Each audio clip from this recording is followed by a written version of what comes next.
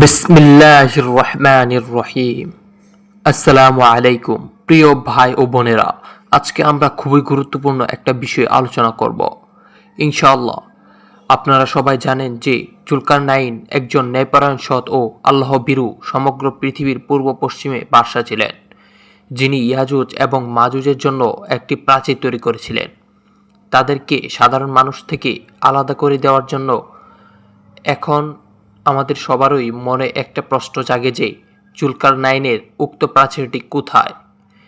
পৃথিবীর এখন এত এত বিজ্ঞানী, উন্নত প্রযুক্তি, তারপরেও কেন আমরা উক্ত প্রাচীরটি রহস্য উদ্ঘাটন করতে পারছি না? উক্ত প্রাচীরটি কোথায় গেল? আমরা কেন উক্ত প্রাচীরটি সন্ধান পাচ্ছি না? যেখানে আমরা মহাকাশে চলে গিয়েছি, অতএব গ্রহ নক্ষত্র সম্বন্ধে জানতে পারছি, কিন্তু জুলকারনাইনের উক্ত প্রাচীরটি রহস্য আমরা খুঁজে বের করতে পারছি না। এর কারণ কি? তা কোরআন থেকে রেফারেন্স সহ উদ্ধৃতি দিয়ে, বৈজ্ঞানিক যুক্তি দিয়ে বলবো যে কেন আমরা উক্ত প্রাচীরটি দেখতে পাচ্ছি না। মহান সর্বশক্তিমান রব মহান আল্লাহ সুবহানাহু তাআলা পবিত্র আল কোরআনে সূরা আল বাকারা 96 নম্বর আয়াতে বলেছেন, أعوذ زيبات حديث حتى إذا سوايا بين الصدفة قال أفخو حتى إذا صعاف نار قال أعوذ أفرغ عليه فترا। অতঃপর জুলকারনাইন বলল, তোমরা আমাকে লৌহপিণ্ড এনে দাও। অবশেষে যখন পাহাড়ের মধ্যবর্তী ফাঁকা স্থান পূর্ণ হয়ে লৌহস্ফট দুই পর্বতের সমান হলো, তখন তিনি বললেন, তোমরা হাঁপড়ে দম দিতে থাকো। অবশেষে যখন তা আগুনে পরিণত হলো, তখন তিনি বললেন, তোমরা গলিত তামা দিয়ে আমি তার উপর ঢেলে দেই।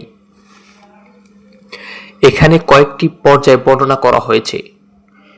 লোহার পাত তথা লৌহপিণ্ড আনার কথা বলা হয়েছে। পাহাড়দ্বয়ের মধ্যবর্তী ফাঁকা স্থান জায়গা লৌহ স্ফট দ্বারা পর্বত সমান উঁচু করা হয়েছে। হাঁপড়ে দম দিতে দিতে আগুনে পরিণত করা হলো। এরপর গলিত তামা দিয়ে প্রলেপ দেওয়া হয়েছে। উপরিল্লিখিত আয়াতে বলা হয়েছে যে প্রথমে লোহা দিয়ে পাত তৈরি করা হলো, অর্থাৎ লোহার পাত দিয়ে প্রাচীরটি তৈরি করা হলো। তারপর সেই প্রাচীর আগুন জ্বালানো হলো, যাতে সমস্ত লোহা আগুনের উপর উত্তাপে একটি লোহাতি অর্থাৎ একটি দেয়ালে পরিণত হয়।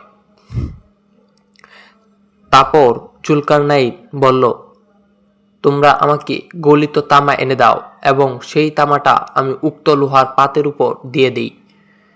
দেখেন কত ডিটেলস মহান আল্লাহ পাক এখানে বলে দিয়েছেন।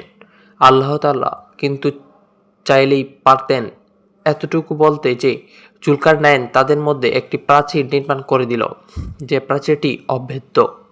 কিন্তু যেহেতু আল্লাহ তাআলা এখানে লোহার কথা বলেছেন, তামার কথা বলেছেন, অর্থাৎ ডিটেলস বলে দিয়েছেন, তাহলে বুঝতে হবে যে এখানে কিছু রহস্য রয়েছে। কিন্তু কি রহস্য? আপনারা সবাই জানেন যে লোহা হচ্ছে একটি শক্তিশালী ধাতু, যার মতো শক্তিশালী ধাতু সহজে নাই বললেই চলে। এবং এই লোহাটি যতই শক্তিশালী হোক না কেন, পানির সংস্পর্শে এলে মরীচিকার মতো পরিণত হয়। অথচ অপরদিকে কপার CO2 বা তামা হচ্ছে লোহা অপেক্ষা কম শক্তিশালী, কিন্তু পানির সংস্পর্শে আসলে এটা মরীচিকায় পরিণত হয়। আর মরীচিকায় পরিণত হওয়া মানে উক্ত ধাতুর ক্ষয় হয়ে নষ্ট হয়ে যাওয়া। ব্রিটিশদের যেই নেভি জাহাজগুলো রয়েছে, অর্থাৎ তাদের যেই জাহাজগুলো তৈরি করা হয় যা সমুদ্রে চলাচল করছে, তার নিচের ভাগ বা কিনা পানির সাথে লেগে থাকা তামা দিয়ে তৈরি করা হয়। তাছাড়া এই কপার বা তামার আরেকটি ধর্ম হচ্ছে, এটি যখন কোনো পরিবেশ থাকে এবং বাতাসে অক্সিজেনের সাথে কানেক্ট হয়, অক্সিজেন পদ্ধতি এই তামা একটি গ্রিন প্রোটেক্টিভ লেয়ার তৈরি করে, অর্থাৎ সবুজ ধরনের একটি প্রোটেক্টিভ লেয়ার তৈরি করে। আপনারা অবশ্যই স্ট্যাচু অব লিবার্টি দেখেছেন, যেখানে আমেরিকার নিউ ইয়র্কে অবস্থিত। সেই স্ট্যাচু অব লিবার্টি কিন্তু সম্পূর্ণ তামা দিয়ে তৈরি করা হয়েছে। যখন এই স্ট্যাচু অব লিবার্টি তামা দিয়ে তৈরি করা হয়েছিল, তখন এটা ছিল লালচে বর্ণের, অর্থাৎ এটা আসল রঙের ছিল না। কিন্তু পরে অর্থাৎ দীর্ঘদিন পর এটা সবুজে রঙের হয়ে যায়। এর কারণ কপার বা তামার ধর্মই হচ্ছে সেই পরিবেশে অক্সিজেনের সাথে থাকতে একটা গ্রিন অর্থাৎ সবুজ রঙের আবরণ তৈরি করে। এখন আপনারা দেখতে পাচ্ছেন যে জুলকারনাইন বলল যে তোমরা আমাকে গলিত তামা এনে দাও।